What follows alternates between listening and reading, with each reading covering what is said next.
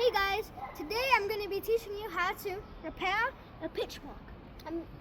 Pitch mark. So this is a freshly made pitch mark. So then you have your pitchfork and then you stick it into the ground. Fully, the whole thing, whatever they're called, has to go into the ground. And then you push forward into the thing, into the pitch mark. Keep pushing forward. Like this.